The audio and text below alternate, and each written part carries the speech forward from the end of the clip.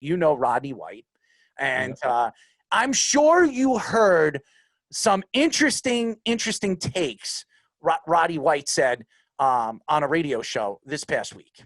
And I respect Roddy White. I think he's one of the most talented wide receivers, secondary wide receivers we've seen in the last 20 years. I think he was a great wide receiver for the Atlanta Falcons, 5-time Pro Bowler. He never played in a Super Bowl, but the guy has won. He won with Matt Ryan. He's won a lot of games in his career, but he said something very, very interesting to the fans and throughout the country about Trevor Lawrence. And he said that if Trevor Lawrence has any thought of declaring to go into the draft, he shouldn't if the Jets get the number 1 pick. And I understand what he's saying. He thinks the organization is all over the place. He doesn't know if Joe Douglas is the right guy for the job. Adam Gase is a complete catastrophe. This organization hasn't won really since the Rex Ryan era. And they have been one of the worst teams in professional sports in the last 10 years. But for him to take shots at an organization that I understand, Trevor Lawrence, he's going to make his own decision. Him and his family are going to make their own decision at the end of the college season. Either he wins the Heisman Trophy or he wins the national championship. We all know that he's got to make a big decision. Now, we saw what Eli Manning did in 2004. He came out and he decided that he didn't want to play for San Diego. Him and his father decided, Archie and him decided that they didn't fit San Diego's culture. They fit more in New York. So what did they do? What did they do? And what did they do? I said, what did they do a couple of times, Speedy. But to me, what Eli Manning and his father did was practically push themselves to New York. And I don't know if Trevor Lawrence is going to do that. I don't know if he's capable of doing that. This isn't Archie Manning, his coach or his father telling him, you don't fit in the New York culture. You fit better in a smaller city or a better city where they're going to respect you more. I believe that if you're a superstar quarterback or you're a guy that everybody is talking about as the next promising quarterback, the next big superstar in the NFL, why not come to New York? An organization that hasn't had a superstar since Joe Namath, Broadway Joe. Come over here with your California look and come over here and try to win a championship for the New York Jets. If you win a championship here, Eric, you become a god. Not only here in New York, but around the country. You look at Stephen A. Smith, you look at Max Kellerman, both guys that are New York fans. Stephen A. Smith grew up in Philadelphia, but he roots on the New York Knicks. No, he's from Queens. Oh, I'm sorry. He's from Queens. There you go. You know more than I do then. But he worked in Philadelphia for many, many years with the 76ers. And he's a New York fan. And he's a Giant fan. He's not a Jet fan. And I'm not going to take shots at Stephen A. Smith on this show because even though a lot of people know my thoughts to his opinions towards sports and boxing and everything that he says, where I think he knows nothing about. He knows about basketball. But when it comes to the New York Jets, he can't stand the Jets. He can't stand the Jets. He doesn't want the Jets to get somebody like Lawrence. And I know everybody's going to say, well, look what the Jets did to Sam Darnold. Okay, fine. Sam Darnold hasn't translated into the NFL yet. He's still 23 years old. I still think he's going to be a great quarterback in this league. If it's not for the Jets, it'll be with another organization, the Indianapolis Colts. I could see him playing for. I could see him playing for Chicago or maybe Pittsburgh after Ben Roethlisberger with Juju because they play together at USC. There is an opportunity where the Jets are going to have a good opportunity to make a decision on who they want to stay with, Sam Darnold or Trevor Lawrence if he declares out to the draft. So, Eric, I want to know your opinion with this whole situation.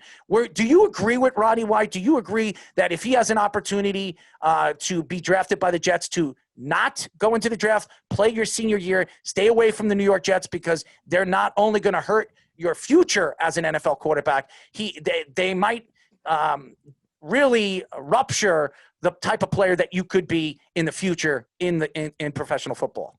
No, I mean, I don't agree with Roddy. You know, that's my boy, Hot Rod, and I. We played 3 years together. Great dude. But I disagree with him on this. For Trevor Lawrence, and I'm just looking out for Trevor Lawrence. There's a lot of money that that you can't make up. And his clock, once he gets drafted, his clock started, and he starts ticking off time for that second contract. And we all know what these second contracts are looking like. And so if Trevor Lawrence can get in the NFL, if he can get in with the organization like the Jets, granted, the Jets are going to have to make a commitment to him. You don't pick a number one overall and not put a supporting cast around them. They're going to have to invest in this team, and they like they haven't done. They have to get an offensive line. They have to get some real playmakers. Go out and get some big time free agents. You have to surround this guy with playmakers. Anybody, if it's Sam Darnold, if it's Trevor Lawrence, you've got to give your quarterback an opportunity to thrive. And and they failed to do so far. Mekhi Becton is amazing. He's probably one of the best left tackles in the league. You got to continue to build on that. You got to get in some playmakers. Denzel Mims, he showed some nice flashes last week. It was great to see him make some plays, but you need to bring some stars in here around these quarterbacks to give them an opportunity. This league right now, they give a damn about defense. You know what I mean? It doesn't matter how good your defense is. You have to put up points. And I say it all the time. You look at the last 4 teams playing in the playoffs. They're 4 amazing quarterbacks who are all pro, first team, second team quarterbacks. You've got to – it's all about offense, this league. So you've got to start building this offense up, and you can't come out of games scoring 10, 17 points. So that's what I'll say about that. For Trevor Lawrence, I think it's a fantastic opportunity, to come to New York, to come to a place where if you have the slightest amount of success, you're going to be a star. And he's already a star, but you give him a huge market, the biggest media market in the world, and you start to turn this thing around. You write your ticket. The amount of money you can make, the amount of opportunities that you're going to have are endless. So I think it's a great situation for a guy like Trevor Lawrence.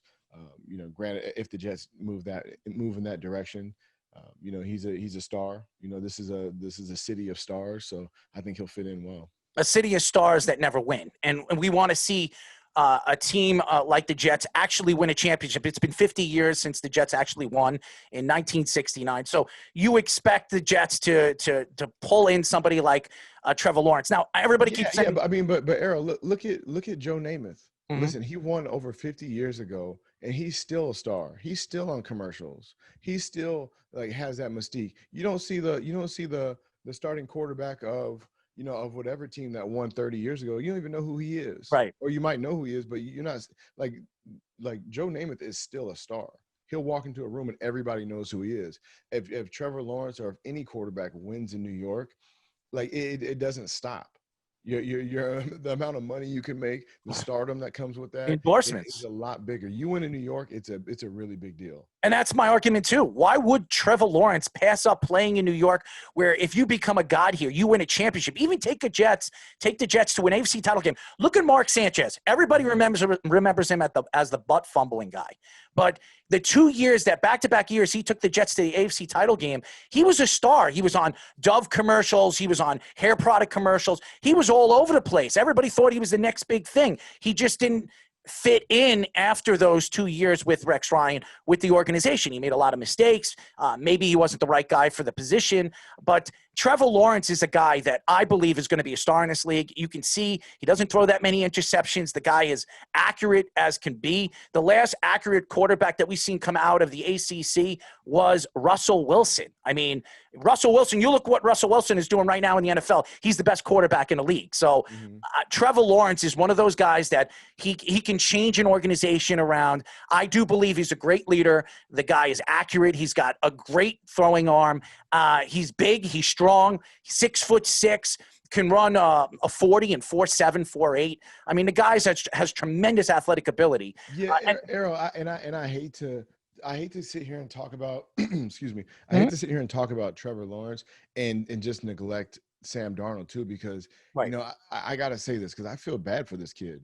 Sam is I really truly in my heart believe that he is a very good quarterback. And if you put the right tools around him, he will have a lot of success. And it stinks that, you sit here with the guy who was drafted in the top 10, he's had a couple of bad cards, but I truly do think it. And I know people may be like, oh, Eric's just like a homer or whatever, but I think Sam Darnold is a franchise quarterback. Oh, And hands down. and it's gonna suck to see, Sam. Listen, it'll be great for Sam, but it sucked to see him go to another team and thrive like a Ryan Tannehill is doing, like these other quarterbacks are doing. Because, like, if you imagine you keep Sam Darnold and you put some weapons around him, you put an offensive line, you put some skill players around him, and he starts to thrive. Now you can spend that number one pick on offensive linemen. You could trade down and get a couple of first round picks. You can have the 2000 draft again where you had 4 first rounders. Like there's another element here that we're not looking at as well. Because Trevor Lawrence is such a phenomenal name, but like you got a good quarterback and you got him for cheap right now, and it's disappointing that we can't see who Sam Darnold is because of who's around him. And also, Trevor Lawrence, you can't pass up on Trevor Lawrence. If you have the number one pick, and I'm sure Joe Douglas is looking at this, and Joe Douglas is right now getting rid of players, players that he didn't bring to the organization. We all know about Mike Maccagnan and some of the draft blunders he's had over the years. But there's a lot of players like Quinnen Williams. You're hearing that the Jets are trying to move Quinnen Williams. I don't know why. He's one of the best defensive linemen in the league. Statistics will show you he's a top 6, top 7 run stopping defensive lineman. I think that also there's so many good wide receivers that are going to be available this offseason. There weren't a lot of wide receivers that were going to be available last year for Joe Douglas to make a move and bring some free agents in. A.J. Green decided to take the franchise tag to stay with the Bengals for $17 million because Joe Burrows wanted to play with him, and Joe Burrows grew up a Cincinnati Bengals fan. And now you're looking at Juju Smith-Schuster available this offseason. You have T.Y. Hilton available this season.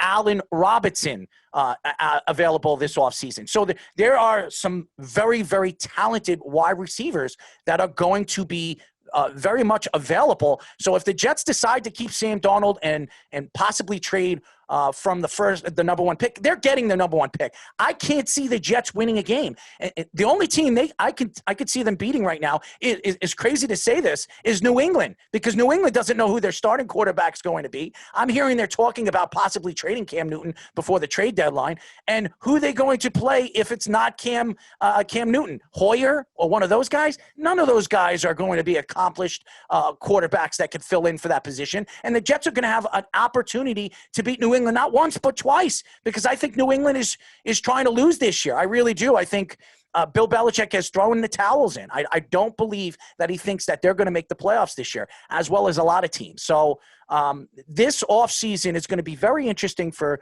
Joe Douglas and the New York Jets. The question is, what is Trevor Lawrence going to do after the national title game? The national title game is November 11th.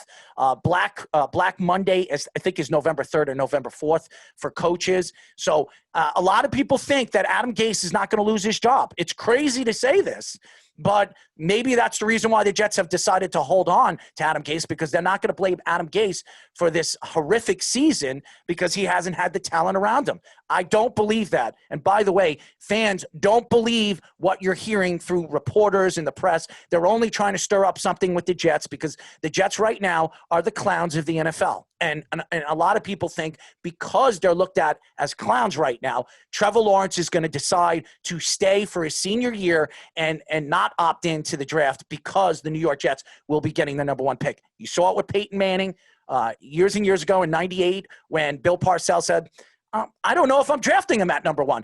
As soon as he heard that, Peyton decided to play his senior year in Tennessee, and then obviously went to Indianapolis the year after. And then Eli Manning, the whole situation with Eli Manning in 2004, not wanting to play for San Diego, pushing his way out to New York, is another story that Jet fans and fans out there definitely have to look at, because you can't nitpick what Trevor Lawrence is going to do this offseason after the NCAA.